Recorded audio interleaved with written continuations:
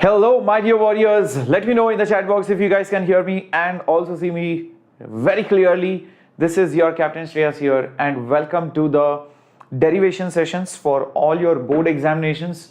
Not just board guys, this is also going to be very useful for your JEE as well as NEET preparation, because by hearting formulas is one thing. Just 1 second, sorry, yes. So by hearting formulas is one thing, but applying is the other. And most important, how to get those formulas and understanding the nitty-gritties, that's when you understand the holistic picture of how to apply the physics formulas and concepts. So let's get started. And in today's class, I'm going to do the derivations of electrostatics Gauss Law and not current electricity but capacitors. So these are the three things that we are going to do in today's session. All right, so let's get started. Hello conceptual mentor, those of you who do not know me, my name is Shreyas. I've been teaching for a very long time and I'm very proud to say that many of my kids are doing extremely well from the top-notch institutes, be it the government medical colleges or be it IITs or be it NITs. And I hope that you too will join in this journey to become a successful engineer, doctor, scientist, who knows. So kudos to all of you for joining in. And make sure you have also hit the subscribe as well as the like button so that you get more frequent lectures and are updated with the latest information for all the competitive exams. And you know that every time anything comes, I'll make sure that it comes up to you. Hi Naveen, hi Dharun, hello Lata, hello it's me Pinky. Welcome guys, hello, good evening. Will I make a video on the solutions of the sample paper? Well, if you want some difficult questions to be solved in the sample paper, maybe I can do it. Most of the questions are easy, so maybe Naveen, if you can tell me which questions you want, maybe I'll incorporate in a mock test so that I don't waste whole time discussing the paper, because I think 50 to 70% questions will be easy. That 20-30% if you want me to do, please let me know, I'll definitely do it. Hi Darun, hello Bacha, hi Dayani, hi Kushi, nice to see you live. Last time I think you missed it. Hi Venkateswan, hello, good evening everyone. So let's start with electrostatics first, then we'll go to the next chapter and then you will also see capacitors as well. Okay, so only derivations guys. So I'm expecting everybody has some idea of the basic physical quantities like what is field, what is force, what is potential, what is energy, what is torque, all right, what is dipole. So these are some basic things which you should know, because only then you will be able to understand the derivation. So usually students learn everything, but derivations is the tricky part. So let's get started. Okay, hello Kailash. All right. So the first one is Coulomb's law in vector form. Now I have seen the derivation in even the NCERT. I'll just show it to you over here maybe. All right. So I've seen that over here and it looks little bit, confusing the manner in which they have put it up over here. So I really did not like the way it has been approached. All right, so I'm going to keep it simple to make you understand how this derivation has to be done. So let's get started. First of all, if this question is asked, what you will do is you will say, according to Coulomb's law, we know that the force is given by magnitude wise 1 by 4 pi epsilon naught charge 1 into charge 2 divided by r square. This is nothing but just the magnitude of the force.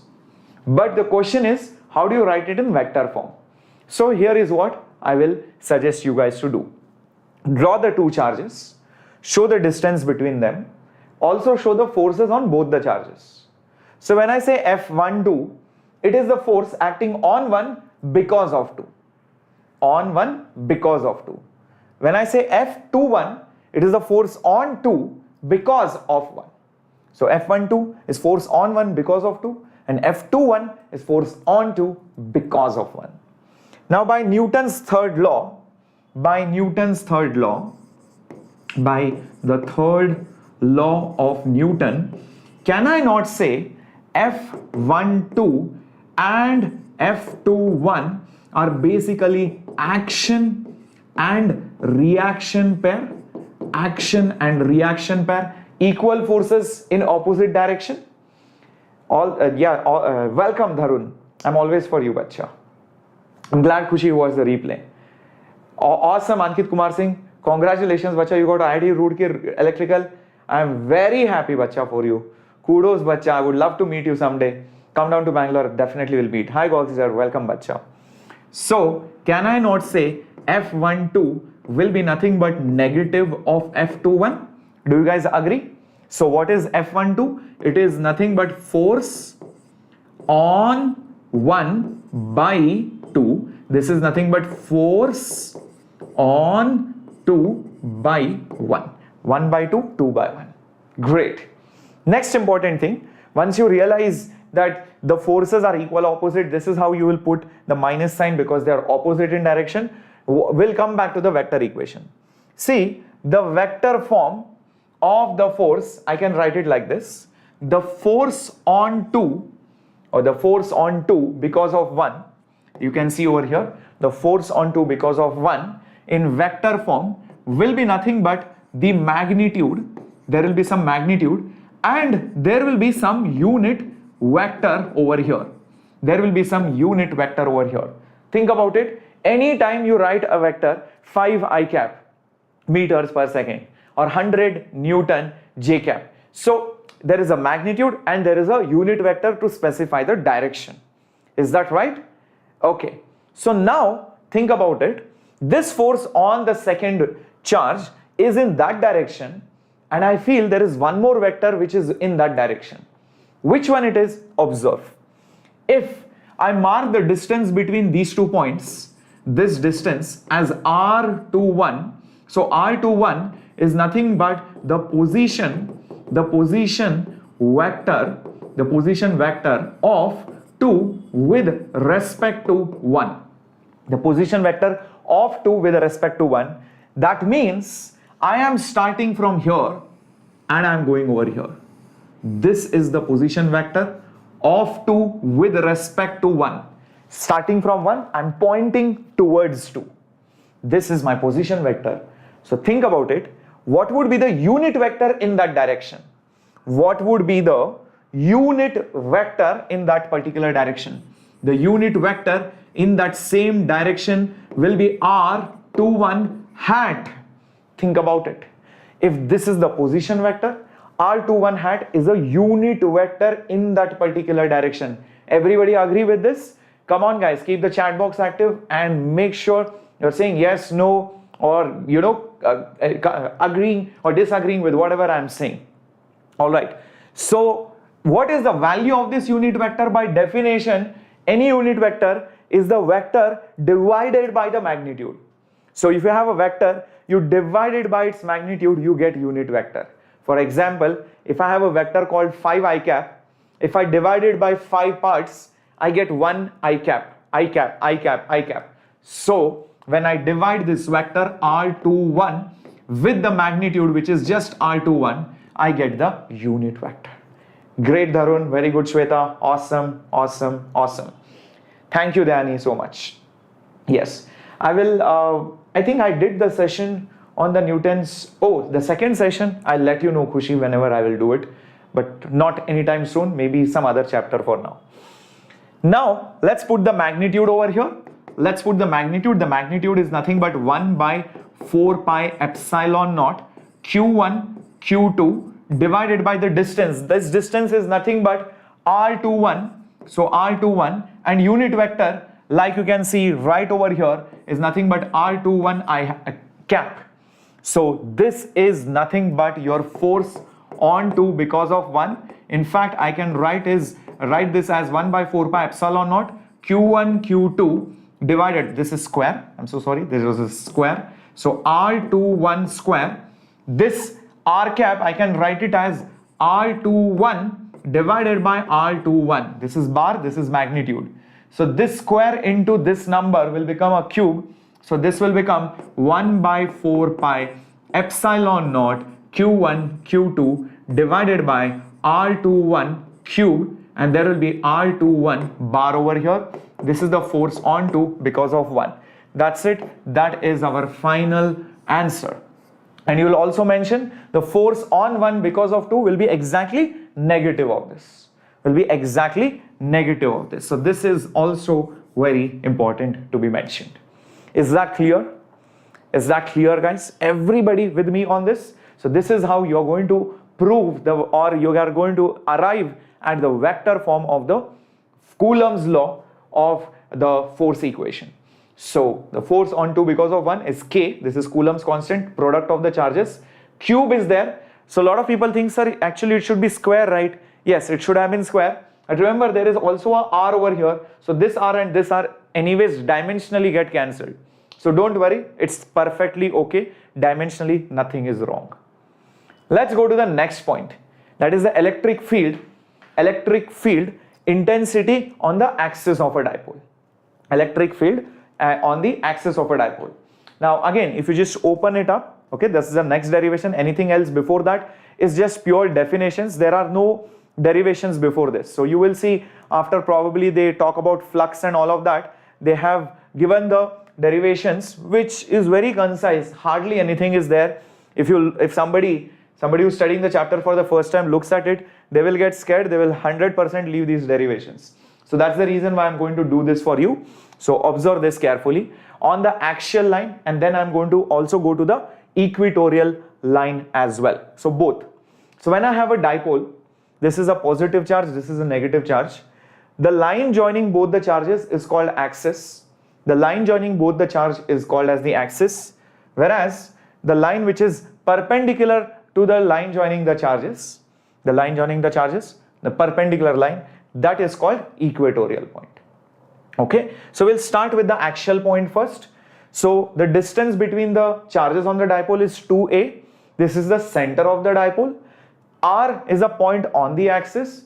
Also, there is an assumption over here that this R is much larger than this value of a, meaning if you just think of it like this is plus, this is negative charge, you are somewhere over here. This could be 1 centimeter, this could be 200 meters. So that's how far you are as compared to the distance between the charges. That's the meaning of that assumption. Are you able to visualize it? This diagram is not exaggerated right now. This is just to make the values, the geometry, and showing everything else conveniently. That's all. So actually speaking, the charges are very close. The point is very far. Okay. Now think about this. Negative charge will apply a field. Positive charge will also apply a field. Negative charge is closer. Positive charge is far away. So whose field will be stronger? Obviously the one which is closer. So that means the negative charge which is there, it will pull with a stronger force or stronger field. So the E negative part will be stronger. The positive charge is far away. So it is also going to apply a force like this, E plus, but that will be definitely smaller. So now think about it. Yes, the derivations are very important for JEE, especially for JEE mains higher level questions, and JEE advanced so must. For JEE advanced you have to study all the derivations. If you are not, then guarantee you might not get into IIT. You might just probably get a very low rank, but not IIT for sure. I can vouch for that. Okay, so now here is the thing, guys. Here is the thing. See, if I know that the fields are opposite, the net field obviously will be in the direction of the larger force or larger field. So I can say that the net field, this is the net field, will be nothing but the value of E minus, and you will have minus of E plus. One is here, one is there. So subtract both the fields, you will get the resultant field. I hope everybody agrees with this. I hope everybody agrees that the net field at this point will be the subtraction of both of them. Now you just have to substitute the values.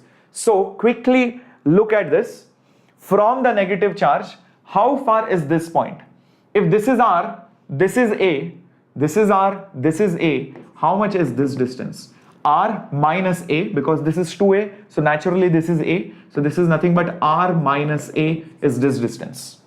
Similarly, if you see how far is that point from this charge, the positive one, you can see this is 2A, or rather you can say from this point this is A plus R plus A. So this distance is nothing but R plus A. That's it. I hope this is fine. So now just substitute the values of the field. The field formula is KQ by R square. So K is K, Coulomb's constant. Charge is nothing but Q divided by R. R is nothing but R minus A. So this will be R minus A whole square minus KQ divided by R plus A whole square. I hope everybody is understanding it till here. Very good, Shweta ji. Awesome.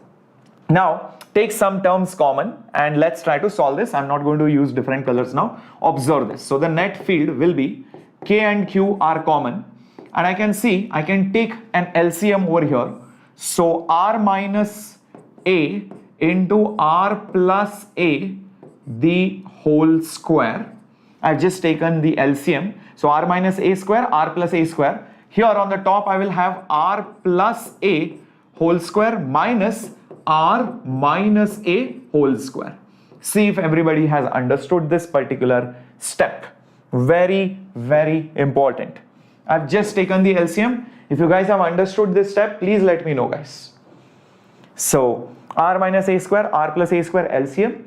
So R plus A square goes here, R minus A square goes here. I had to subtract both of them. K and Q are common, so I have just taken it outside the brackets. That's all. Okay. Now observe this. This will become KQ. Well, R plus A whole square will have R square plus A square, R square plus A square plus 2RA. R square, it will have R square plus A square plus 2RA. And here I will have minus R square plus A square minus 2RA. Awesome. And at the bottom, what do I have? A minus B, A plus B. A minus B into A plus B is A square minus B square. Simple identity. So this will be nothing but R square minus A square's whole square. Cool. Next step. Think about it carefully. What is going to happen? You can see R square and R square cancels. A square and A square also cancels. 2RA minus minus plus. So it will become 2RA plus 2RA. So hence it will become 4RA. So this will become KQ into 4 times RA, 4 times of RA divided by R square minus A square. Now R is much larger than A. R is much larger than A. So big number square, 1000 square minus 0.1 square. 1000 square minus 0.1 square. Think of it like that. It's almost 1000 square. So why not neglect it? So can I not say approximately this is nothing but, I'll just rearrange the terms, 2 times of K into I will say it is nothing but Q, alright, Q into 2A into R divided by, there was a square also over here. There was a square over here. So R square minus A square, I can approximately write it as just R square, and I have to put a square over here. Wonderful. Now the moment I do this, my blessings are always with all of you, Aisha, and everyone. And all the best, bacha. You will pakka do well. So that's why I'm conducting this session. Observe this. R square is R raised to 4 and charge into 2A. What do you think is charge into 2 times of A? Come on, my warriors, think about this particular term carefully. Charge into the distance between them. That is your dipole moment. So how about just replacing it with dipole moment P? Dipole moment, electrical dipole moment, that's all. And you have R over here and you have R raised to 4. Obviously, one of the R's will get cancelled. This will just become 3.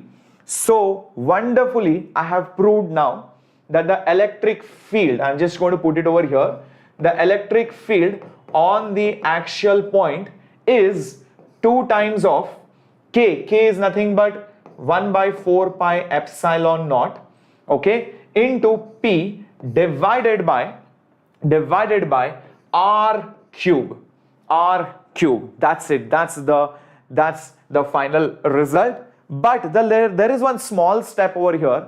Observe carefully. The dipole moment, the electrical dipole moment, which is P, which is charge into 2A, is in this direction, the field is also in the same direction.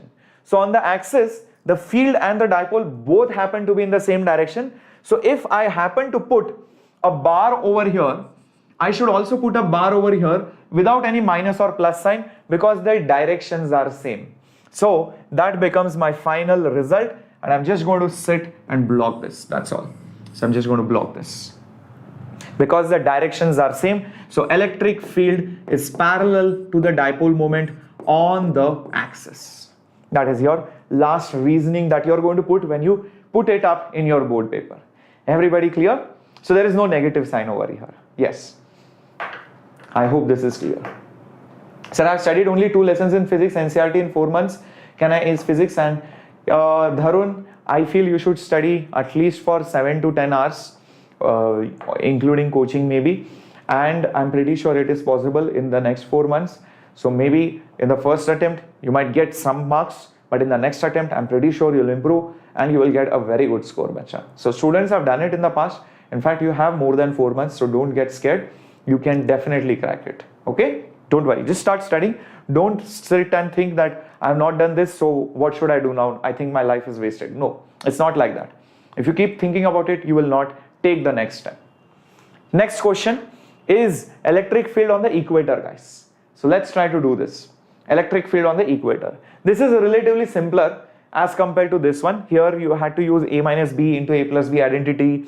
You have to use a square plus b, a plus b whole square, a minus b whole square. So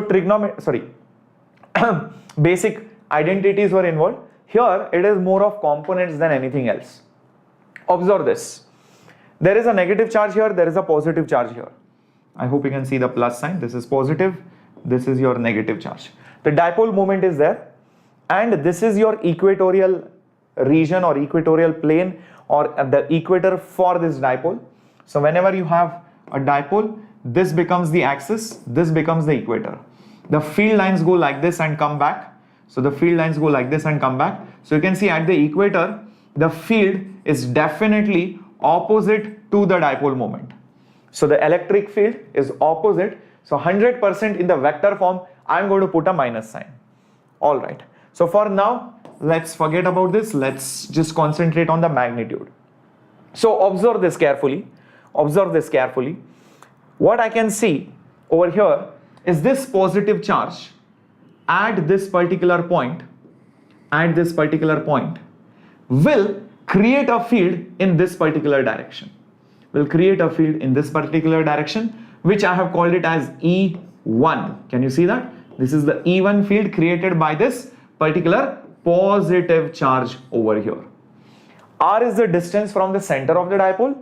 2a is the length of the dipole, and in fact here they have used L. I'll just use the same symbol A and A so that we are consistent. So the length of the dipole is 2a. Similarly, the negative charge which is there over here, is situated at a distance of, again, this hypotenuse of this right angle triangle, and it will also create an attractive field like this because it is negative charge. So that negative charge electric field is E2. See if you are able to observe this. Everybody clear? Everybody clear about this question? Everybody clear about this diagram? The positive charge will repel, the negative charge will attract. This is R, this is 2a. This is a right angle triangle, this is also a right angle triangle. Both the triangles are congruent, both these distances are also same. Why? Because they are congruent triangles. This height is same, 90 degrees, the base is same, all the angles will also be same. In fact, if you would try to mark the angles, this is how it would look like. If this is theta, even this will be theta. And this distance d will be nothing but root of r square plus a square. R square plus a square. Everybody with me on this? If this is theta, even this is theta. Why? These are two parallel lines. If this green line makes some angle with this parallel line also will make the same angle. Not just that, again if you see these two parallel lines, this one and this one, if this angle is theta, naturally this angle will also be theta because they are alternate angles. I hope you can see that. Everybody with me on this? Kailash, per month at least 3 chapters you should study, bacha. 3 to 4 chapters. It depends on the size. If there are big chapters, obviously 3 to 4. If there are small chapters, then it should go till 5 at least. Okay. Now, moving on, the net electric field that you can see over here, this net electric field that you can see over here, I have a feeling it's the vector sum of this and this, but you can see E1's y component and E2's y component will cancel. Look at it carefully, guys. There is a y component of E1, so that is E1 sine theta, and there is also a y component of E2, which is E2 sine theta. These both are definitely going to cancel each other. They are going to cancel each other because the distance is same, charge is same, magnitudes, angles are same, so they are just going to cancel out. But if you look at the cos components, they are going to add each other. So E1's cos theta component will be over here towards your left side, and also E2's cos component, which is also going to be in the horizontal direction. Just check this out. Everybody with me on this? Both the vectors component. I hope you guys can see that. This was the vector over here, and there was a vector over here. The y components are cancelling, but the x components are definitely assisting each other. Now, obviously E1 and E2 both are equal. E1 and E2 both are equal, so I might as well say this is 2 times of E1 cos theta. Reason being, since E1 is equal to E2 magnitude wise, because charge is same, magnitude wise, distance is also same. So what is the value of E1, you might say? So the value of E1 is, what is the value of E1? KQ by R square. K is Coulomb's constant, charge is just Q, divided by distance, distance is D square, cos theta. If you look at any triangle, cos theta is adjacent side by hypotenuse. So adjacent side, like you can see, is nothing but A, and hypotenuse is nothing but D. So this is just going to become K into Q into 2A divided by DQ. Now you can clearly see charge into 2A just like before. Charge into 2A just like before. What is it? It is your dipole moment. It is your dipole moment, electrical dipole moment. So you can replace that with just P, and rest of the terms will be as it is. D is root of R square plus A square. Root of R square plus A square. So this will be nothing but R square plus A square whole raised to 3 by 2. Whole raised to 3 by 2 because cube and then root. So raised to 3 and also raised to half. So 3 by 2 will be there. But we all know this R is much larger than A value. So obviously R square plus A square can be just written down as K into P divided by just R square. A is very small in comparison with R. If R is like 200-300 meters, A will be 5-6 centimeters. So when you see the comparison, A should be neglected. So only R square will be there, raised to 3 by 2. So when square and you take the half power on the top, you can see square and this half power will just get cancelled. So we'll just have K into P divided by R raised to 3. That is going to be your electric field. That's it. But like I had told you before, the moment you have a dipole, the electric field goes somewhat like this, and we can see that the electric field value is exactly opposite to the dipole moment. If dipole moment is here, electric field is exactly opposite to it. So that's why I should put a negative sign over here if I write it in vector form. So if I write it in vector form, I'm just going to put a negative sign. See if this much is clear. Everybody with me on this? Was this a wonderful derivation? Come on, my warriors, let me know in the chat box. The minus sign has come because electric field is anti-parallel to the dipole moment. That's the derivation. Can we move ahead to the next one? Let me know in the chat box, guys. Okay, let's move on if you guys are done with this particular derivation. Okay, cool, amazing, amazing. So let's move on to the next one. This is done, I guess. Yep, this is done. So let's move on to the next one. Application of Gauss's theorem in the calculation of the electric field of a line charge. So whenever you have to apply Gauss's law for a line charge like this, so what will be usually given is lambda, which is your linear charge density,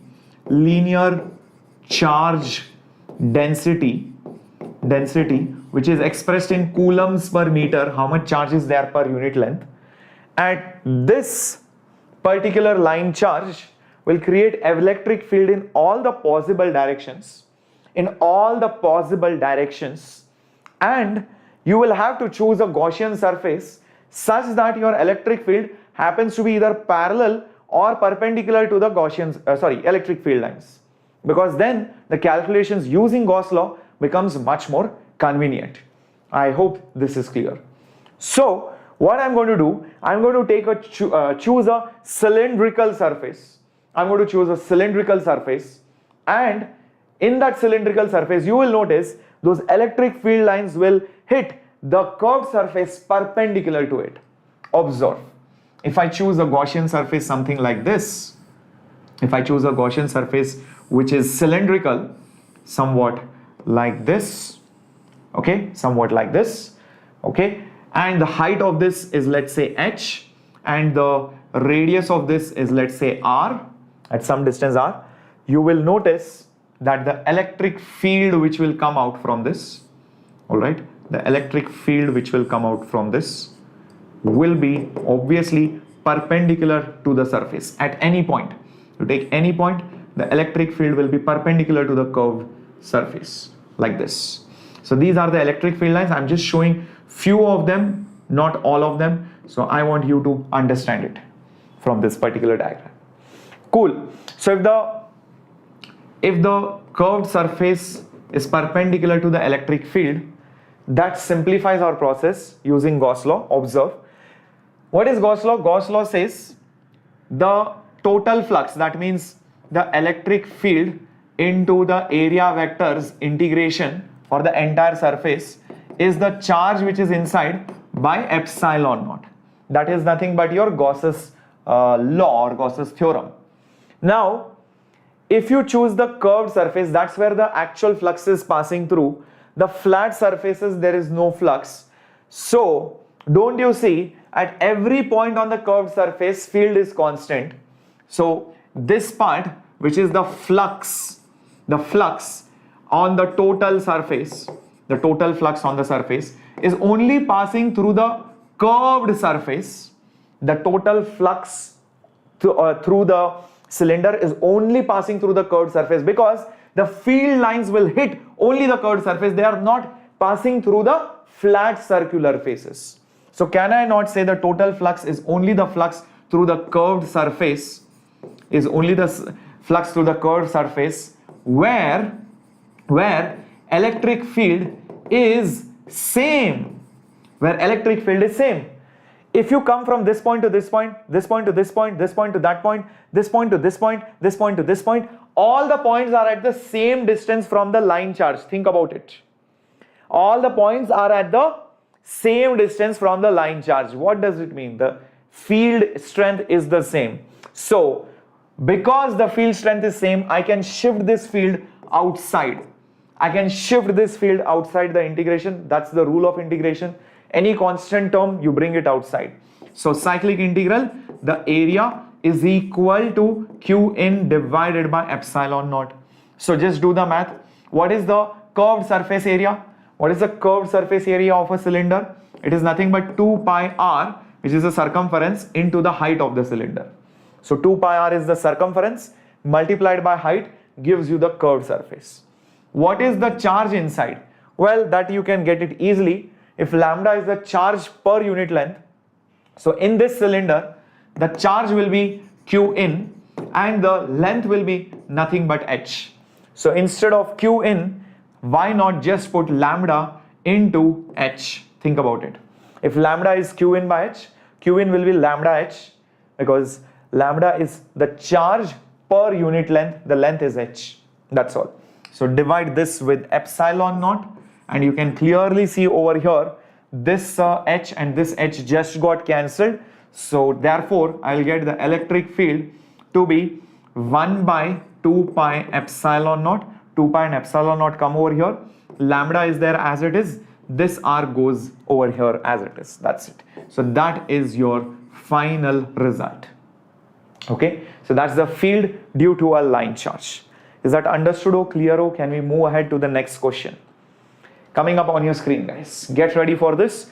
Now look at this. Find the electric field intensity due to basically a flat surface. That's what the question says.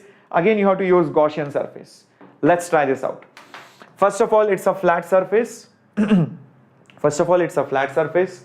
So what we are going to do is we are going to understand where the field lines are going to come. Based on that, I will choose the surface. So if the field lines are perpendicular, if the field lines are going to come from this sheet outwards like this on both the sides, it makes sense to choose a Gaussian surface which accommodates them such that the field is either perpendicular or parallel. And I feel the best way to take these uniform field lines Gaussian surface is choose a rectangular box, or assume a cylinder like somebody is saying. Correcto. So let's do that. So say for example, the field lines due to this particular flat surface come out like this, okay. So they come out like this. They will also go on the other side. Please keep that in mind. I will choose a Gaussian surface somewhat like this, where maybe you can choose a cylinder, you can choose a you can also choose a cuboid box. All those things will work, and it should also come out from the other side like this. See if you are able to visualize. There is a cylinder over here. Okay, so there is a cylinder over here which has been chosen, which is piercing it. This is your Gaussian cylinder. This has a surface area of A. So if you look at it sideways, this is your sheet. The field is coming like this. The Gaussian cylinder is over here like this. So now again use the Gauss's law and see what is happening. Cyclic integral electric field into area is the enclosed charge by epsilon naught. Now if you notice, when I have to calculate the total flux, try to see where the flux is actually cutting through. If you notice in this situation, it is not cutting through the curved surface. In fact, it is cutting through the flat surface. In the previous question, you saw the flux was cutting through the curved surface. Here, the field lines are piercing through the flat surface. So, the total flux is the flux through basically the two circular faces. So, the two circular faces, one this side, one that side, here and here, both. And that's all it's going to be. And that's the only flux which is cutting through, nothing else. And I am going to see that on that flat surface, the field here, everywhere is same. And the field is basically same on that particular surface. The moment the field is same, I can bring it outside. So electric field into integration of the area is going to give me enclosed charge by epsilon naught. Now, when I have to add the areas, integrate the areas, I will add only the circular faces area. So this side area is A, that side behind the area is also A. So integration of the areas will nothing but be just 2 times of A.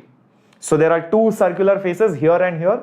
So the total area through which the flux is piercing is 2 times of A. This is very, very important. Now, what do we do on the RHS? So here we need another term which is called as sigma.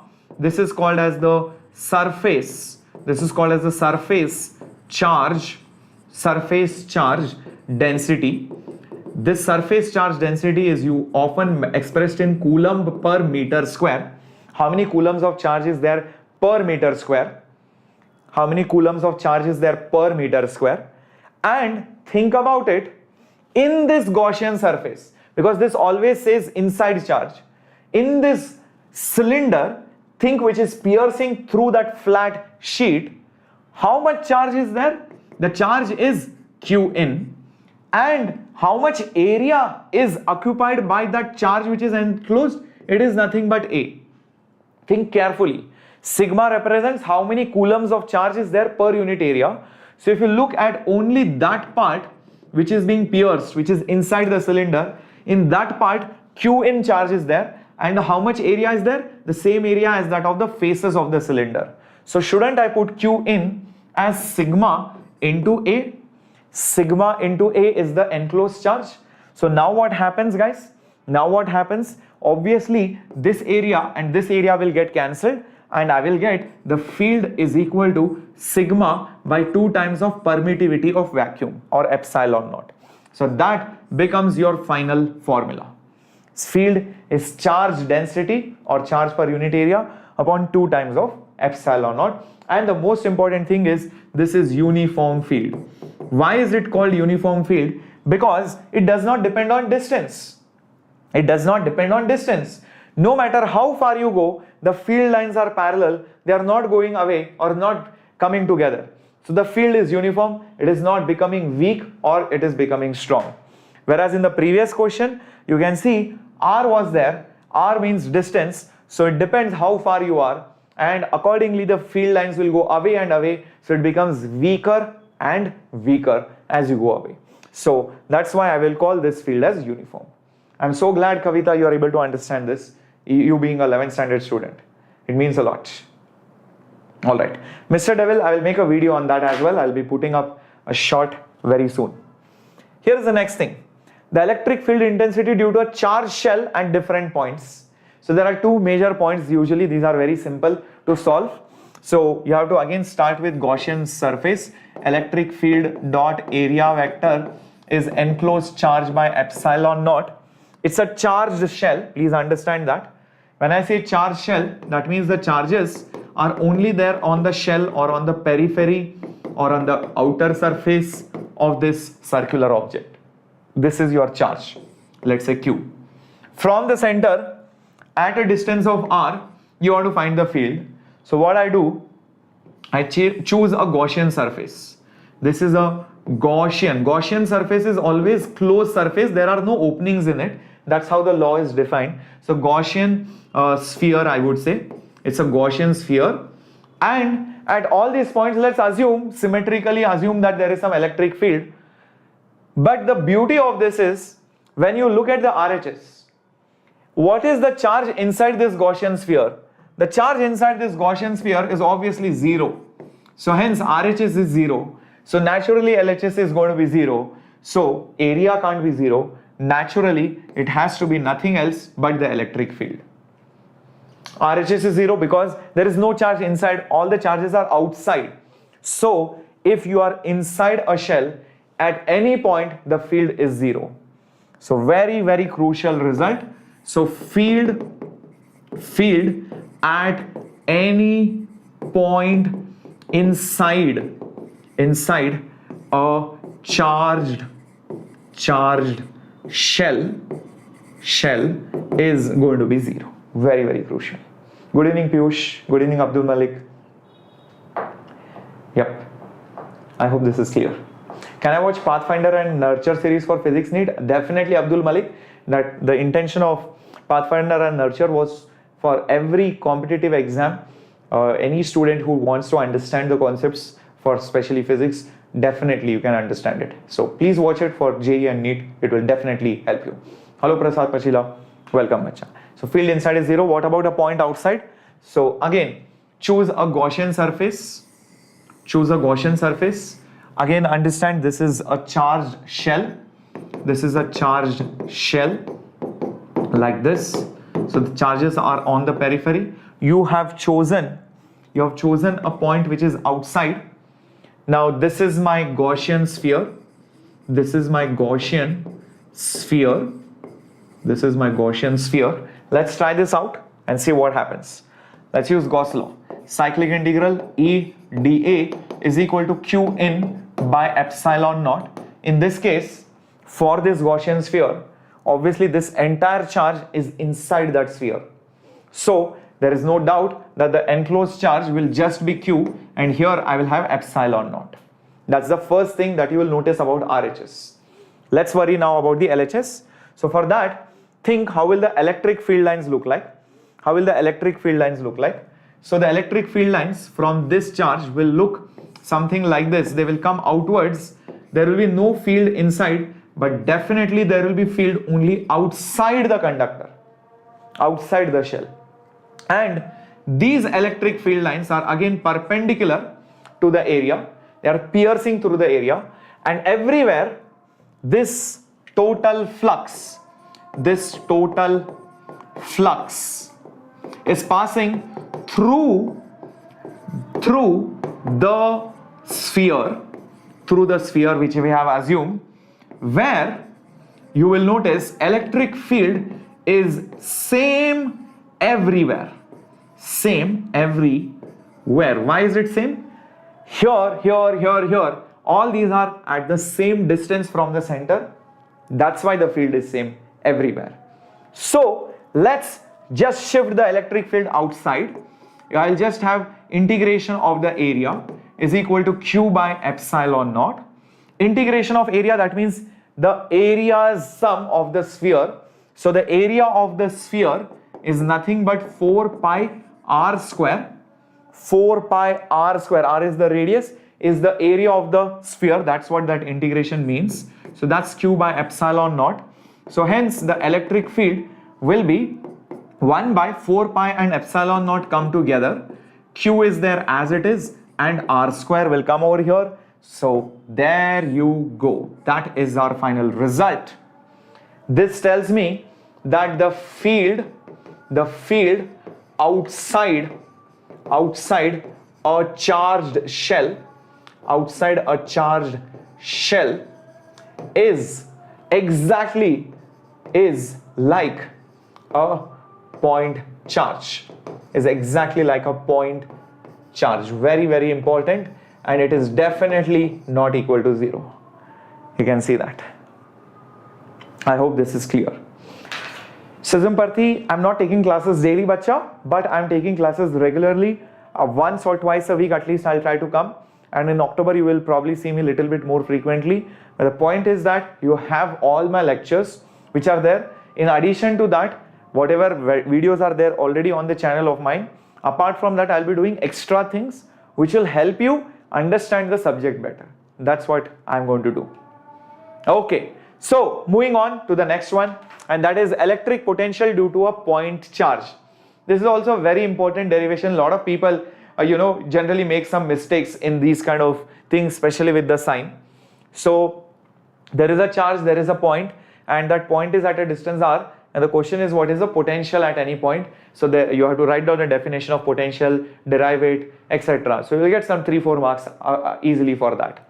So first of all, you know what is the definition of electric potential. Electric potential has been defined as the work which has to be done to bring a unit test positive charge from infinity to that particular point. So work done to bring a unit test positive charge from infinity to that point is called as basically the electric potential. So the way you define it is nothing but the work done to bring a unit test positive charge from infinity to that particular point. So work done per unit test charge. This is my test charge. So work done, actually I should have put per unit test charge, to bring work done per test charge to bring it from infinity to that particular point. Now over here what is the work done's definition? Work, remember from 11th standard, is force into displacement, but that is only when the force is constant. But when the force changes, obviously when you bring this charge, the force of repulsion will definitely change. You have to use integration. So that's what you should understand, that if I have this particular point at some distance, let's say over here, which is x, and this happens to be your dx, the electric force between this charge capital Q and this charge small q will be obviously in this particular direction. This is the force of electricity. This is the force of electricity. But you have to bring the charge closer. So from infinity you're pushing it like this. So your actual force which is going to do work is going to be this way. This is going to be your external force which is going to bring the charge from infinity to that particular point. So I'm going to see that this force is definitely going to change as I come closer and closer, because the force is going to get stronger. So definitely it has to be integration. So it will be integration of the external force dot the displacement dx divided by, or if you don't like the vector form, no problem, put f external dx cos theta and divided by this charge. Now think about it. The magnitude of this external force will be equal to the electric force. So whatever electric force I am experiencing, I am going to exactly apply the same force so that I am able to bring this charge closer and closer. So that's why I can write this as integral the force of electricity into dx. Theta, what is theta? Think about it. It's the angle between your external force and your displacement. Clearly it is pi radian or 180 degrees. It's cos 180, and cos of pi or 180 is nothing but -1. Do you guys understand it? Why it is -1? And that's it, the whole thing divided by q. Now substitute the value of the electric force. The value of the electric force will be nothing but k capital Q into small q divided by x square. Okay, this q will come over here as it is, and this dx will also come over here as it is. This minus sign I will bring it over here.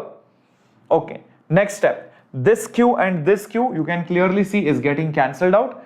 K capital Q are constant, so I should bring it outside the integral. So I will get, I'll just write it over here maybe.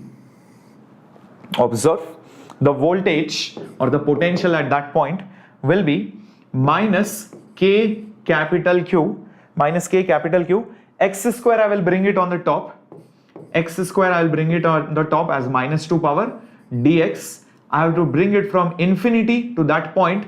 That means the value of x will be first infinity and then this x will reduce to r. So the value of x was first infinite, slowly you're bringing it to this point. So that is how the limits will come out to be. Now it's simple integration. So minus kq, x raised to -2's integration is x raised to -1. Okay, x raised to -1 divided by -1. So again the limits will be infinity and then r.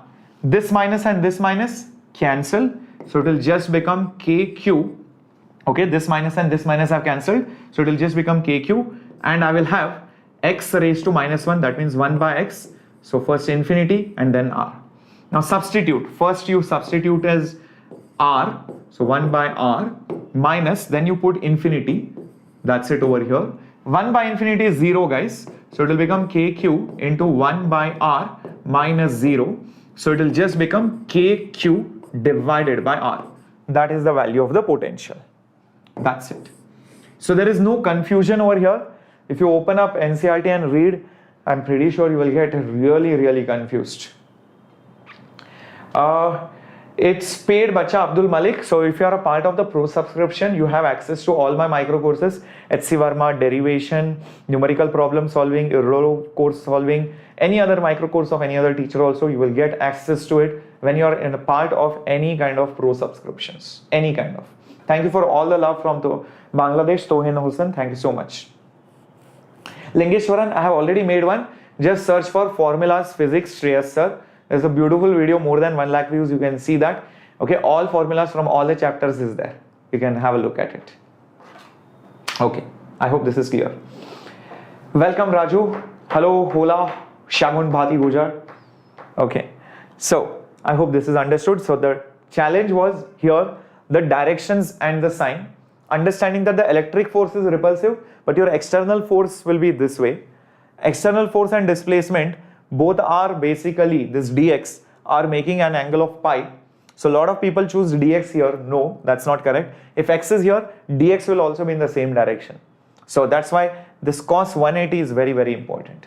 A lot of people make a mistake generally over here. That's what I have seen. Okay, now let's go to the next point, and that is electric potential due to a dipole. A lot of people do not like this derivation because it's quite lengthy, and if you, I don't know whether I can have it open, maybe over here. If you open it up, maybe in NCERT, you will be like, what have they really done? I didn't understand anything. So guys, I'm not sure where it is gone. I think it is somewhere here only. Okay, so if you try to look at the derivation, right, it is crazy. So I do not want you to have a look at the derivation that way. We are going to see, yeah, look over here. It's some crazy derivation. Nobody will understand anything if you just look over here.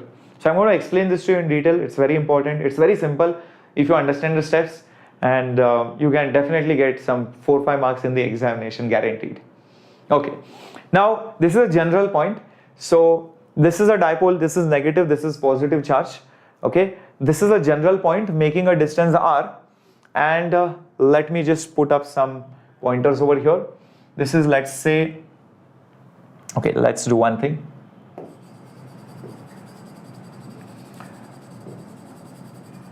Okay, so I'm just going to make this as the positive charge. This was your negative charge, so this is your positive charge. This distance, I hope you can see, this is R1, this is R2, okay, this is R2, and this is just R. I hope you are able to see this. If you're not, maybe I'll have to just make it little bit bigger. Okay, I'll just try this because already there was something written over here. Just erasing that, just give me a second. Yep, so this is nothing but your R1, this is nothing but your this is just R, this is just R, and over here, this is nothing but R2. This is nothing but R2. Okay, fine, everybody with me on this? Okay, keep this in mind. Okay, great. Now, the dipole moment is here from negative to the positive. From the center, you will measure R. At this point, you want the potential. Potential at any point. In fact, if you put theta as 0, that means that point will come on the line joining the charges. So that will be axis. If you put theta as 90 degree, then this line will become equatorial. So I'm trying to find it for a general point, and that is what? That is what is there in the books also. So observe carefully now. So let's try this out. First of all, the potential at that particular point, P, will be nothing but the potential due to the positive charge.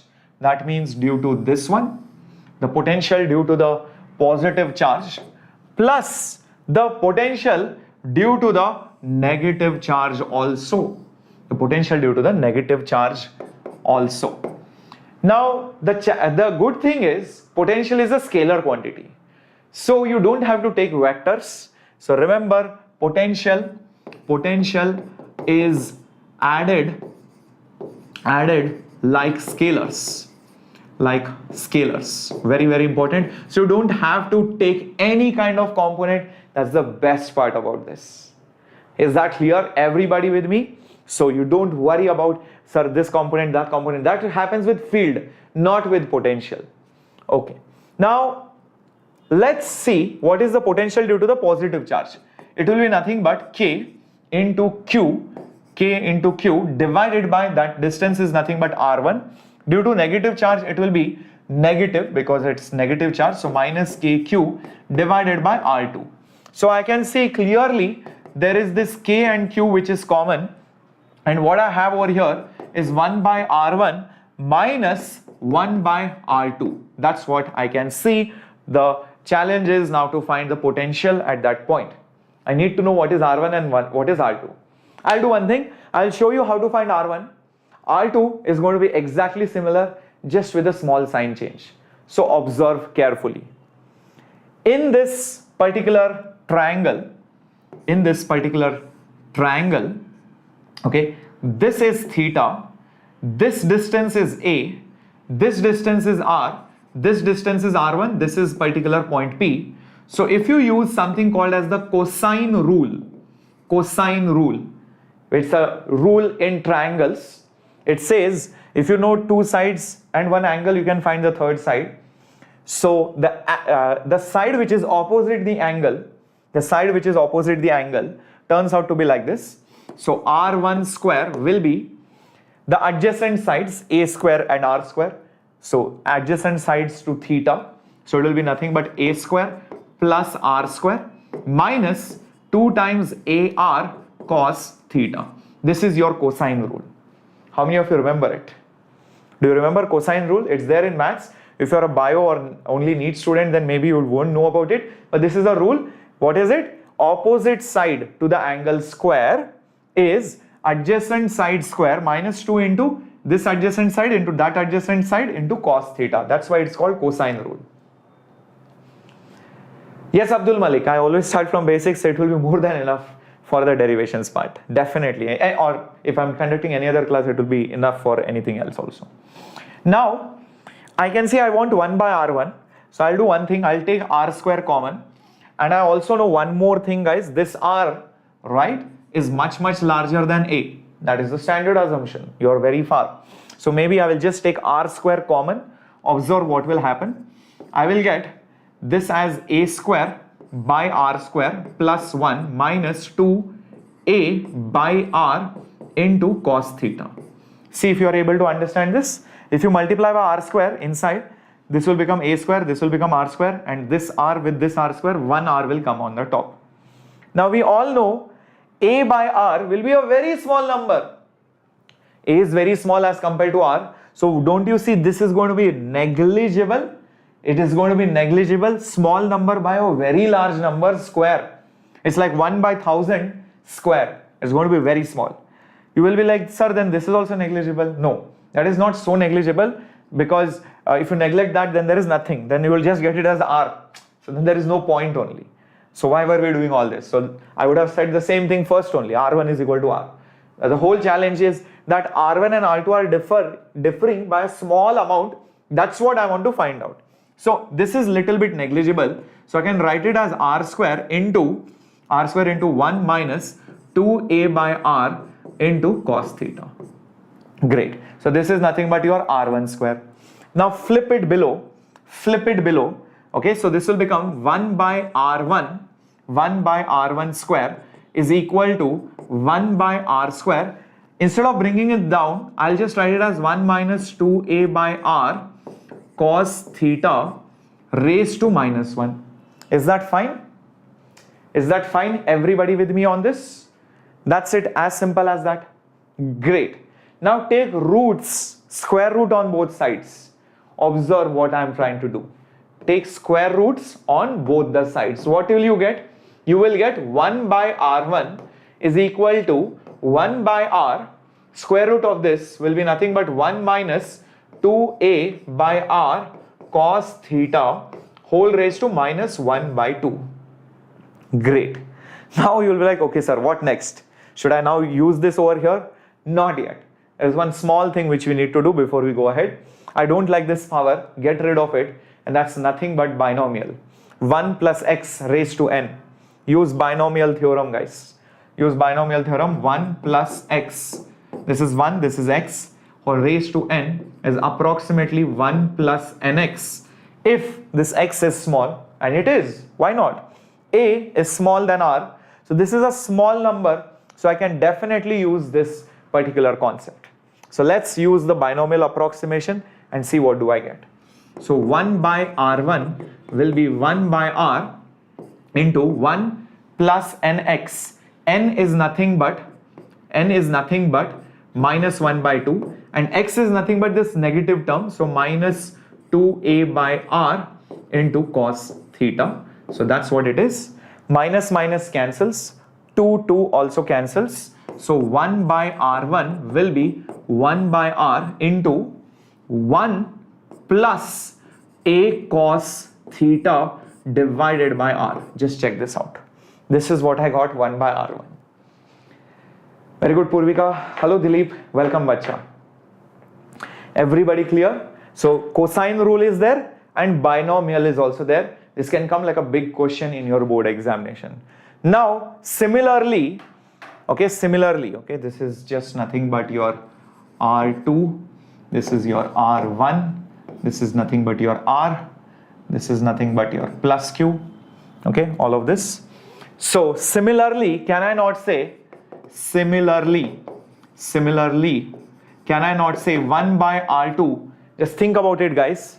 If 1 by R1 was this, 1 by R2, I can directly write as 1 by R into, instead of 1 plus a cos theta by R, it will be 1 minus. That's all. That's the only difference. So it will be 1 minus a cos theta divided by R. See if this is okay. Everybody with me on this? Clearo? Understoodo? Now come back to our original problem, which was potential. So let's go back to potential, guys. So V will be equal to K into, what was it? K into Q. So K into Q, 1 by R1 minus 1 by R2. So substitute everything over here now. So let's try to do this. So I'm just going to use 1 by R1 over here first. So let me put over here, 1 by R1 is nothing but 1 by R into 1 plus a cos theta divided by R, and then you will have minus 1 by R2. That means 1 by R into 1 minus a cos theta divided by R. So that is going to complete this. So I can see 1 by R is common. So I'm just going to take out few common terms over here. So KQ by R. And what is going to be there inside the bracket? Observe carefully. This one and this one will cancel. This one and this one will cancel. This term which is there over here. So which is a cos theta divided by R. And this term, minus minus will become plus. Again, a cos theta divided by R will obviously add together. So again, I can take R common outside. So it will become KQ divided by R square. A cos theta plus a cos theta is 2a cos theta. I might as well write it as K into, okay, I can see right now over here what is happening. This Q into 2a is nothing but your dipole moment. This is your dipole moment. So I can just put it as K into P, and this cos theta comes over here as it is, and over here I have R square. So that's it. That's the final answer. Potential is K into P into cos theta divided by R square. That is your final result. See if this is okay. Understood? Clear? Okay. So very nice question. You don't have to do the second part. The first part you find R1. Once you find R1, R2 you can just write, instead of this plus sign there will be a minus sign. That's the only difference. Is that clear? So cosine rule, binomial, and obviously you have to use your basic algebra. If you're loving this derivation, I hope you are smashing the like button as well. If you're not, then you're not doing justice to the channel, guys. So make sure you're doing that as well. Okay, so let's move on to the next question and next derivation, actually, that is on the torque and the energy. These kind of questions also come. Obviously in the exam they ask you find a torque or find the energy derivation for a dipole placed in an electric field. So first of all, let's see where is our dipole. This is negative charge, this is positive charge. So you can clearly see this is our dipole P. Great. Then if you see, the electric field is in this particular direction. So this is the direction of the electric field, and the electric field makes an angle theta with the dipole moment. This electric field will apply some electric force, obviously. So the electric forces will look something like this. On the positive charge, it will be this way. It will be Q into E this way. On the negative charge, the force of electric field will be Q into E this way. Now, this force on the positive, this force on the negative will cancel. So definitely net force on the dipole will be 0, but net torque is not 0. Why? That force and this force will try to rotate it like this. That's why you see a torque being generated. So how do you find the torque? Well, that's simple.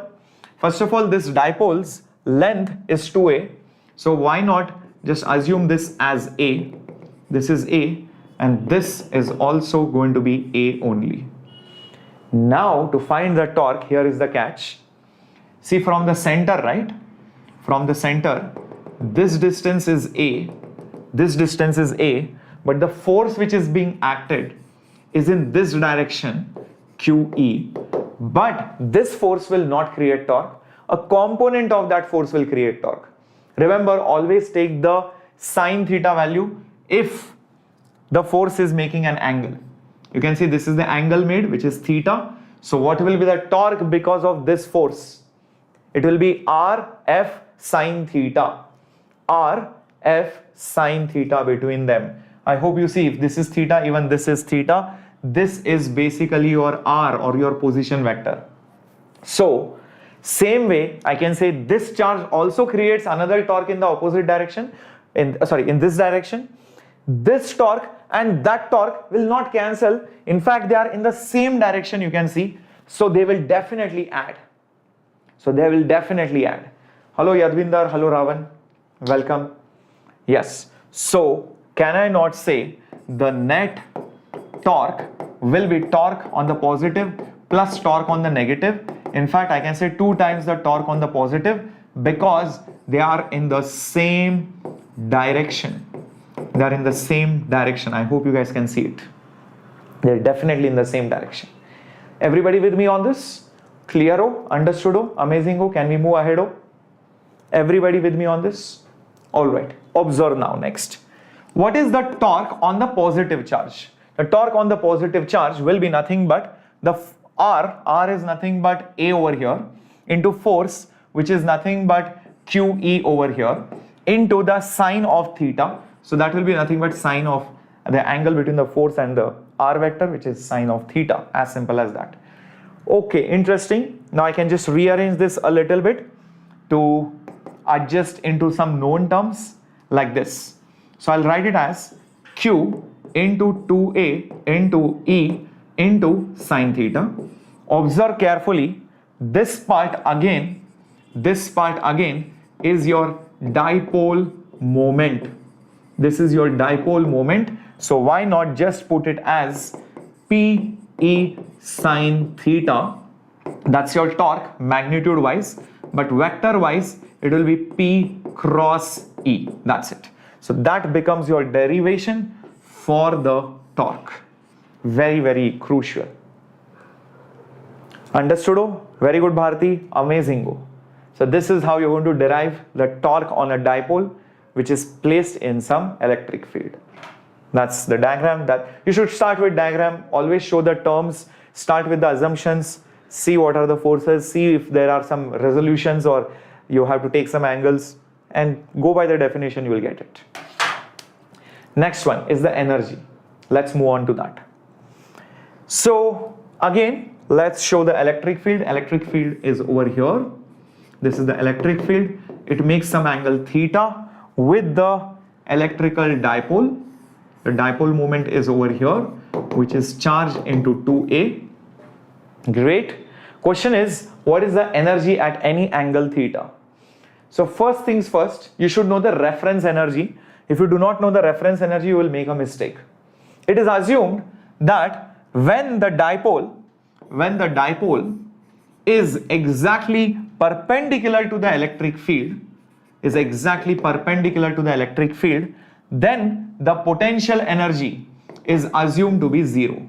This is called as your reference or zero reference zero reference potential energy. Whenever you talk about potential energy now, you always take something as zero. So here, when the dipole is perpendicular to the field, that's what has been assumed as zero. Cool. Anything else will be measured with respect to this. So now, when I have rotated it by some angle, okay, so I want to know what is the energy stored at any particular point. So here is my logic, guys. If this is theta, think about it, if this is theta, obviously when I try to slightly even rotate it this way, this angle like this clockwise will be d theta. So d theta is clockwise, please understand that. If this is theta, then d theta is in the direction of theta. Always theta is measured not from 90 degrees, always with respect to the field. Theta is always measured with respect to the field. So d theta is always again in the same direction of theta. Cool. So let's try to write down the potential energy now.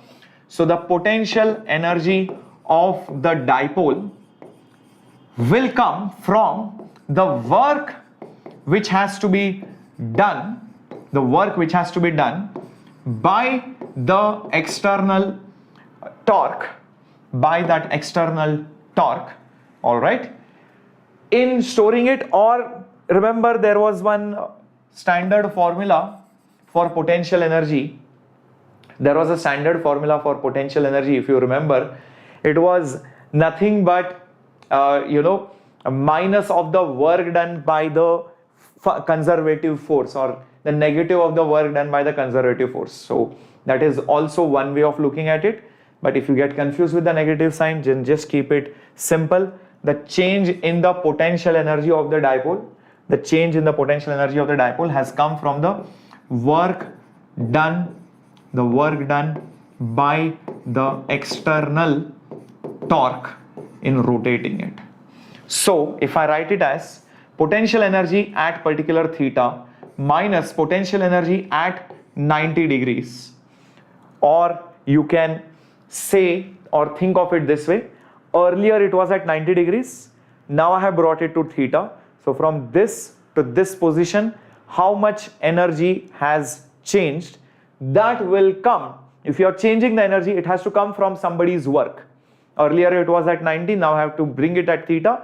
It has to come by somebody's work. Keep this in mind. This will be equal to the work done by the external torque. So this will be integration of, instead of force with displacement, it will be torque d theta. It will be torque integration with d theta. So u theta is u theta only. U 90 degrees is 0 as per the given condition or assumption. Whenever it is at 90 degrees, remember the energy is assumed to be 0.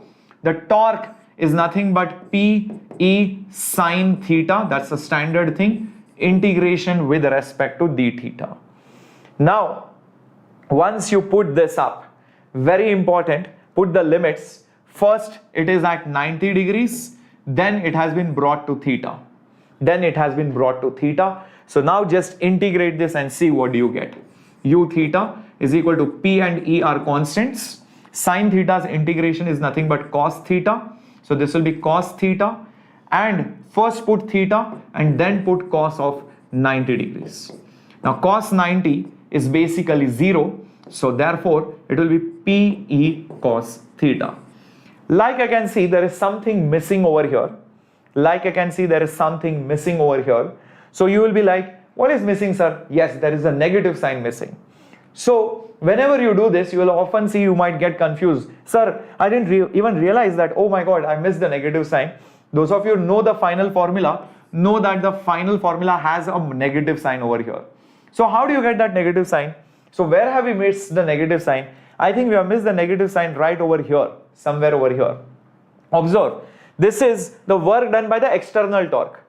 This torque is the torque by the field. The actual torque, think about it. While you bring it from 90 to theta, will be exactly opposite it.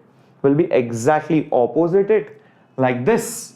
The external torque will be like this, but you are moving it from 90 to this angle. You are moving it from 90 to this angle. So your displacement is exactly opposite to the torque. The external torque will be this way. Your displacement is like this from 90 degrees to theta. So hence the work done must be negative. Hence I should definitely put a minus sign over here so that it is consistent. So a lot of people miss that minus sign. Is that clear, everybody?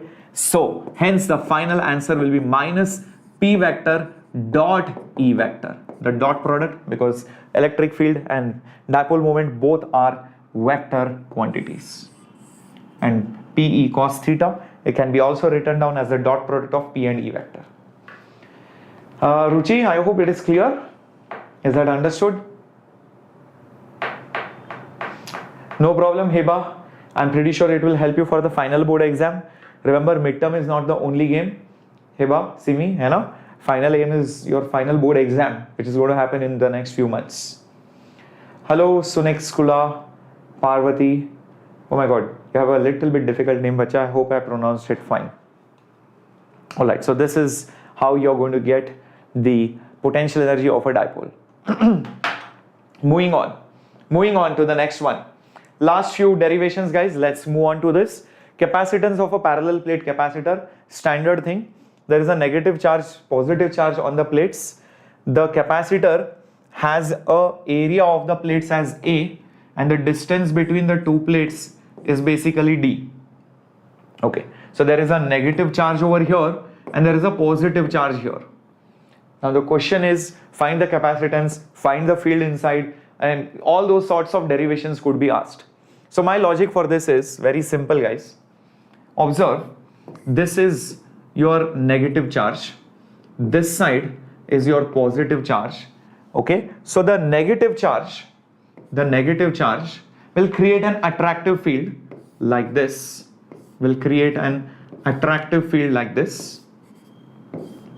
and the positive charge, which is over here, this positive charge will create a repulsive field like that. It will come outwards like this from that positive charge. Observe this. Now, if you observe this diagram carefully, you will realize that in this region and in this region, observe carefully. Look at the arrow marks also. Look at the arrow marks. In this region and this region, that is outside the capacitor. So this region is outside, this is also outside, this is inside. These two fields cancel each other. Do you see that? Everybody is able to see it. The fields will cancel. Even here the fields will cancel. So I can clearly say that outside the fields cancel each other, because of which the net field outside will be just zero. Outside the capacitor there is no electric field, but inside there will be field. So let's talk about inside. If you look at the arrow marks again carefully, this green arrow mark is here, this green arrow mark is here. Both the fields are helping each other in the same direction. So can I not say the fields add and support each other? So hence the net field inside will be the field due to the positive charge, which will be sigma by 2 epsilon naught, plus the field due to the negative charge also in the same direction, so sigma by 2 epsilon naught. So hence I can say that the field inside is nothing but sigma by epsilon naught. This is a very important formula for the field inside and the field outside of a capacitor. Sigma is the charge density, it is charge per unit area. Okay, fine, Santoshi. Alright, fine, welcome. Hi Pawan, Pampana, welcome, good evening, bacha. This is the field inside. If this is done, let's go to the capacitance formula. Now what you need to do is, for showing capacitance or finding capacitance, remember Q, the charge on the capacitor, is capacitance times voltage. Somehow show the charge is some number into voltage, that number becomes the capacitance. How do I do that? Well, I have a logic for this. Go ahead with this particular derivation only. So the field inside will be sigma. Sigma is charge by A. Charge by A is sigma into epsilon naught. We also know one more thing. We also know one more thing. That is, there is some voltage difference between these two plates. There is some potential difference between these two plates, V, and I think the field and potential difference are related. If you recollect, field is rate of change of potential with distance, magnitude wise. So can I not say also the field is nothing but the potential difference divided by the distance that you have traveled, rate of change of potential, dV by dr. So just substitute, what is the voltage difference? It is V.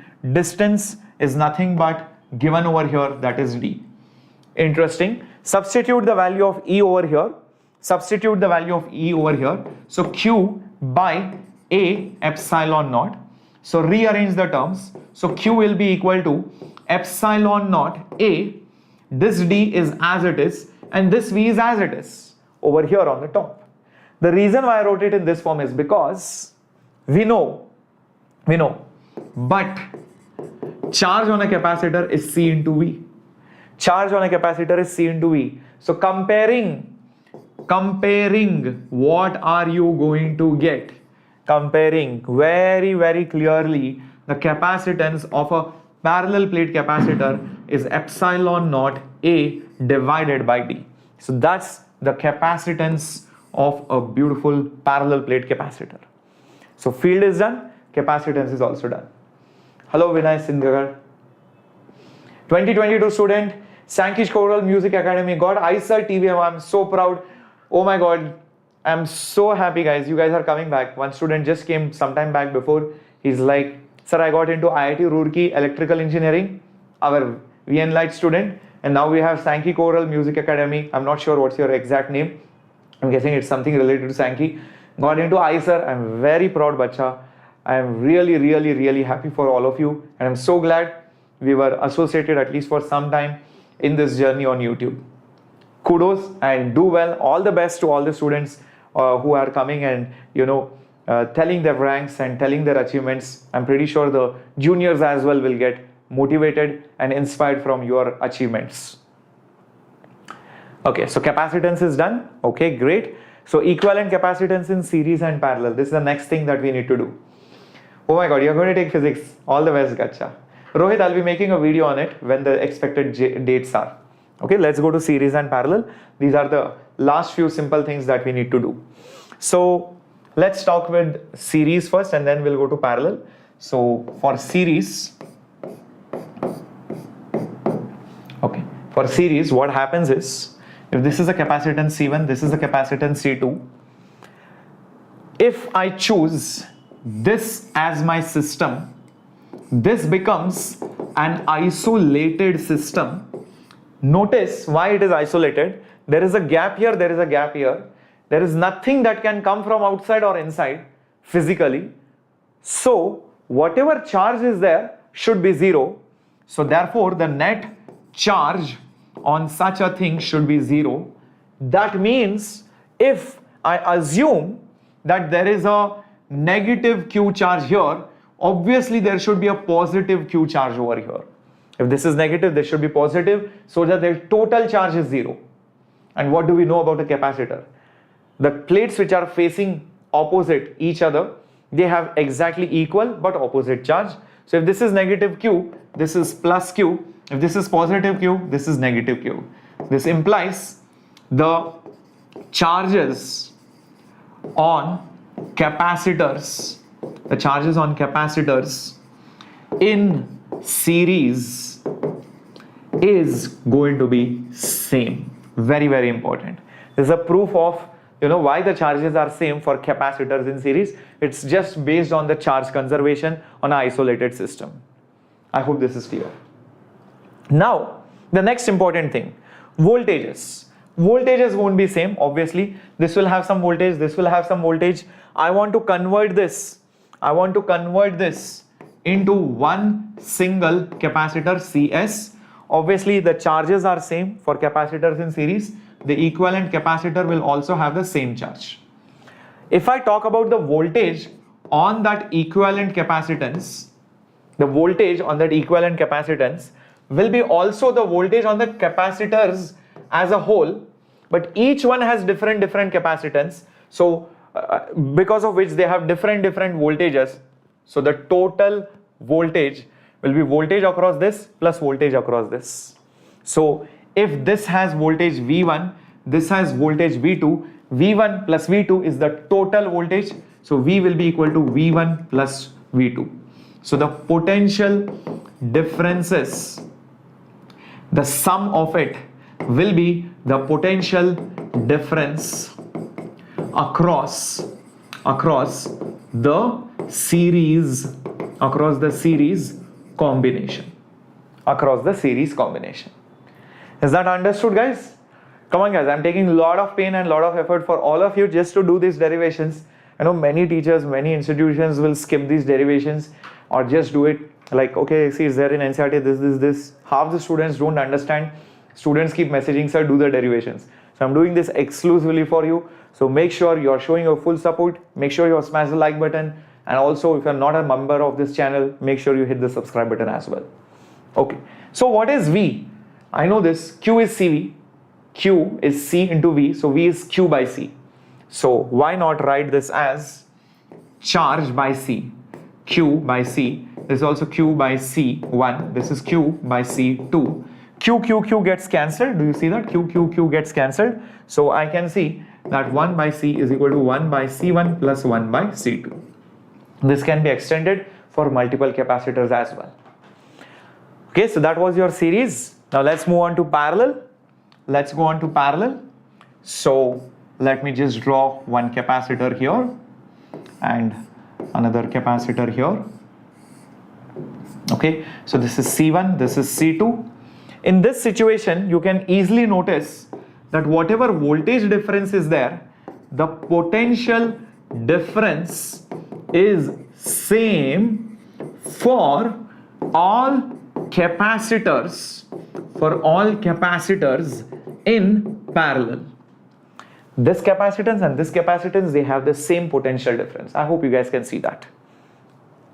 Cool? Amazing. So their equivalent combination, so when you combine it into one single capacitor of the parallel circuit, that will also have the same voltage difference. But what will not be same is the charge. So if this has some plus Q1, this has some plus Q2, this is minus Q1, this is minus Q2. If I combine them, you can see Q1 and Q2 will combine, minus Q1 and minus Q2 will combine. This charge Q and minus Q, this Q will be equal to Q1 plus Q2. The charges will add. So charges on all capacitors, the sum of it in parallel is equal to the total charge, on its equivalent capacitor. That is the logic for solving this. Now Q is equal to CV. So capacitance is C, voltage is V. This is again C1 into V, and this is also C2 into V. Voltages are same. So V gets cancelled. So naturally you will get C is equal to C1 plus C2. Exactly what you were expecting. Yes, exactly, Ruchi. Just like you know, in resistors current is same, here in capacitors charges is same when it is in series. In resistors, when in parallel, the voltage is same, here also the voltage is same. That's all. Okay, so will I take problem solving sessions? I'm already doing some problem solving sessions weekly basis. So whenever I'm coming per week, I'm picking up a chapter, and you will see in October the sessions frequency will probably be a little bit higher. So you will see problem solving sessions. Yes, but you need to come and show in full support that you guys are interested in problem solving, not just theory. Come on, guys, I'm expecting you guys to see the Pathfinder and Nurture series, okay, which I've done last year. There's nothing different that I can teach. I cannot again when I teach series, I'm going to say the same thing, okay? It's not going to be different. Yeah, but the problems, the approaches, tricks, concepts could be different things, which when combined together will give rise to new approaches, new way of thinking, out of the box thinking, and that will help you build your confidence in the exam. Okay, so that's what I want you to do. Okay, yeah, I'm going now to the next one, and that is energy stored in a capacitor. Oh, I think somebody was asking, sir, give a note on the dielectric susceptibility and dielectric constant. So let me probably put it, oh, luckily I have an empty space here. So maybe I can put it here. So I can just say it over here like this. If I have a capacitor, okay, I'm just going to remove this diagram. I don't need this. Just 1 second. Just give me a second.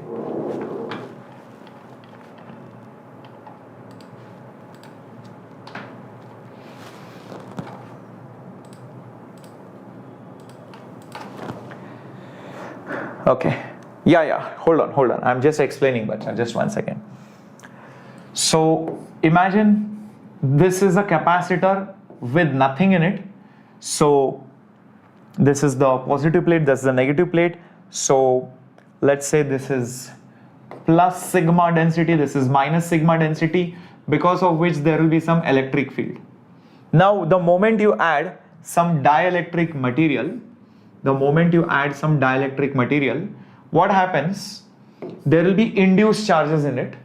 So apart from this plus sigma and minus sigma, the moment you add some dielectric medium inside of this is basically your dielectric medium. This dielectric medium will try to reduce the field. What does it do? It tries to reduce the field. So it tries to reduce the field, because of which the capacitance also gets affected. So observe this carefully. How does it reduce the field? By creating opposite direction field. If the external field is here, it creates opposite field. So if plus and negative charges create a field this way, you will see there will be a negative charge induced over here, minus sigma I, and here there will be plus sigma I. These are basically your nothing but induced charges, which basically oppose the field. So the actual charges, these are nothing but your actual charges. So the actual charges create a field like this. The induced charges create a field like this. This is because of the induced, and because of which you will see that the net electric field will be in this direction. This is your net electric field, which is basically reduced form. I hope this is clear. Everybody with me on this? Yes, Vinay, I'm trying to explain this only. Okay, the induced charges are opposing the external field. Okay, very cool. Now, if you notice, what is the actual charge on the capacitor now? What is the actual charge on the capacitor now? If you just quickly take a look at what is there on the left plate or on the right plate, what is there on the left plate or on the right plate, you will notice there is actually sigma minus sigma I over here. There is plus sigma minus sigma I over here, and there is minus sigma I on the other plate. Check this out. Minus minus becomes plus. So plus sigma minus sigma I, minus sigma minus sigma I, that is the new, I would say that is the new equivalent charge. The new equivalent charge on the capacitor. Charge density actually, charge density. I'll just put it over here. Charge density on the capacitor. If everybody understands this till here, I will go ahead. Everybody has understood, give me a thumbs up. So plus sigma minus sigma is the actual charge density. Plus sigma I minus sigma is the induced charge densities, which are exactly opposite, which opposes the actual field. So the net field is reduced because of the dielectric medium. So the new charge will be sigma minus sigma I on the plates. Dhanush, you have to join the Telegram channel. That's where you will be getting the PDF. Now, here is what I will say. The field the field which is there, the new field which is there. Remember, just now I told you the field is nothing but sigma by epsilon naught. It was sigma by epsilon naught. So over here, the only difference will be the field will be no longer sigma by epsilon naught. It will be sigma minus sigma I by epsilon naught. Everybody with me on this? It will be sigma minus sigma I by epsilon naught. And also I know field is nothing but, just like I did it over here, field is nothing but potential difference by distance. So this E is also potential difference divided by the distance is nothing but equal to 1 by epsilon naught into sigma minus sigma I. Now what do I do with this sigma minus sigma I? The sigma minus sigma I is going to be the new charge, and there is a basic definition, guys. This equivalent new charge of the capacitor, okay, this equivalent new charge of the capacitor is always the old charge or the actual charge divided by K. This K is the dielectric constant of the medium. This is the actual charge density. Here also I should use the word density only. So that is how K has been defined. If originally there was 10 coulombs, 10 by 2, that means 5, will be the new charge. The 2 is a factor which is the reduction factor. How many times has it reduced? If there was 10 coulombs initially, if I divide it by 2, I will get 5. If 10 divided by 4, that means 2.5 coulombs will be the new charge. That 4 is the dielectric constant. Is that clear? Everyone with me on this? So can I not write this sigma minus sigma I as the actual charge density divided by K over here? Just check this out. Sigma by K over here. So that's it. Now you just have to solve the question, okay, as it is. So this will be nothing but 1 by epsilon naught. This K is as it is. This sigma, I can just write it as nothing but Q divided by A. So rearrange, you will get Q is equal to epsilon naught K into A divided by D, and this is V. So this is Q is equal to CV form. So obviously this whole thing is going to be the capacitance. Capacitance is epsilon naught K A by D. You can also write it as epsilon A by D, where epsilon is the permittivity of the medium, which is permittivity of vacuum into the dielectric constant. This is how you get the derivation for the dielectric medium which is placed inside the capacitor. The new capacitance is given by this formula. Is that understood, guys?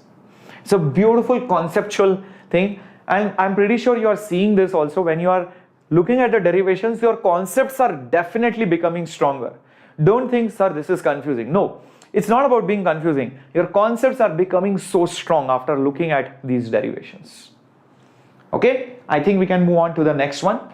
I think we can move on to the next one. Last two derivations, very quickly we'll go through it. Energy stored in a capacitor. Obviously there is electric field. That electric field will store electric energy. So you have to move the charge slowly. And you will see there is slow energy development in the capacitor as the charges get stored. So when a charge dq is added on a capacitor,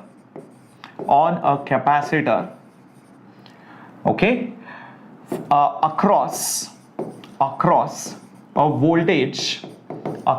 voltage V, this V will be equal to obviously Q by C, where Q is the charge on it at that time. Then the increase in the potential energy stored is basically the work done in moving the charge dq across the voltage V. So the increase in the potential energy stored is the work done in moving the charge across the voltage V. So the increase in the potential energy, I can just write it as du. The work done in moving the charge dq across voltage is charge into voltage. So the total potential energy stored is integral of du. That means it is integral of dq into V. But wait a minute, the value of the voltage is q by c. So just put q by c over here. So moving ahead, u will be equal to, just bring that 1 by c outside. It is integration of q dq from 0 to the final charge. It's integration. Why? Because I have to add up all the energies. Every time in bringing dq charge from here to here, I'm doing dw work and potential energy increases by du. So slowly I keep on adding the charges. So the final energy stored will be the integration or addition of all of these things. So 1 by c, q's integration will be q square by 2. So it will be q square by 2 minus 0 square by 2 after substituting the limits. So it is half q square by c. You can also write it as or half cv square also by substituting q is equal to cv. So one and the same thing. So that gives me the potential energy stored inside a capacitor. I hope this is clear. Hello Bilal. Okay, Roshan Das, can I play the last slide? Roshan, you will be able to get the last slide again, this one as a replay also. Even in a live session you can move it behind, don't worry, and you will also get it in the Telegram. Okay, so don't worry about it. Okay, so one last derivation guys, energy density. Ready for this? Yeah, you can also write Aarti Kadam as half QV also if you want. You want to write it as half QV, no problem, you can write it as half QV also. Again, just use Q is equal to CV. So all these things are the same. You just can substitute one with the other. That's all. Okay, cool. So last derivation, that is the energy density. Energy density means the energy stored in the capacitor per unit volume. That is the meaning of energy density. The symbol for that usually is rho u or just u. Just like density symbol rho, but this is energy stored per unit volume, so usually it is joules per meter cube. In 1 meter cube, how much energy is stored inside the capacitor? So because remember, capacitor stores energy inside the field inside of it, so how much energy is stored per unit volume, that's what we are trying to find out. So it will be u by volume. Energy stored, I can write it as half q square by c. I just got this, right? Half q square by c. Okay, so volume, I can just write it's the area of the plate into the distance. So the area of the plate into the distance will give me the volume between them. So it is area into d. Wait a minute, now capacitance over here, observe this carefully. This capacitance is nothing but epsilon naught a by d. Epsilon naught a by d. And this a and d will just go over here as it is. Now you can clearly see this d and this d will get cancelled. So the next expression will be q square by 2 epsilon naught a square. Okay, so why not maybe just write this as q by a whole square, and then I have just 1 by 2 epsilon naught. What is the advantage? Maybe I'll get sigma. Okay, from sigma can I do something? Okay, I want to get oh yes, I can write it as like this guys. Observe, this will be q by a is nothing but sigma, so sigma square by 2 epsilon naught. But we all know field is sigma by epsilon. We just did it some time back. Field inside a capacitor. In case you forgot it, just go back over here. Field is sigma by epsilon naught inside. So why not use that? So therefore sigma will be E into epsilon naught. So I'll just put this as E into epsilon naught whole square by 2 epsilon naught. So this will become half E square epsilon naught square, and this epsilon naught will be here. One epsilon will get cancelled, so it will be half E half epsilon naught electric field square. So that is your energy density, and that's your final formula. That's it. Done, done. Check this out. See if this is clear. Hello, Madhu. Oh no, it's not Shreya, it's Shreyas. Is it understood? So that's your final energy density formula, guys. I think that should be the final derivation. Yes, all the derivations will be available in the PDF form in your Telegram channel. Link is there in the description box. I'm pretty sure you'll be able to open it. Join it immediately. So we have done a lot of derivations today, guys. Right from, Coulomb's law, the field on the axis, everything we have done. So see, so many derivations. Everything has been done. All this will be available to you. Do it this way, you'll get full marks. You will get high marks in your board exams. Okay, so I have done almost all the chapters, not almost, everything we have done, Dhanush. Okay, it's there in the nurture playlist. In case you have not seen it, I'll just show it to you. Okay, it's there over here. So like when you're watching this class, just go over here in the main playlist, just go down. Okay, just go down in the playlist and you will see right over here, JEE NEET class 12th. Okay, so this is Pathfinder Physics. Same thing, JEE NEET 11th, Pathfinder Physics, sorry, Nurture Physics. All the chapters are there. When you open this playlist, you will see it for yourself. Do this before studying 12th to write from Electrostatics, Gauss Law, Current, Magnetism, EMI, Modern Physics, Communication. All the chapters are there.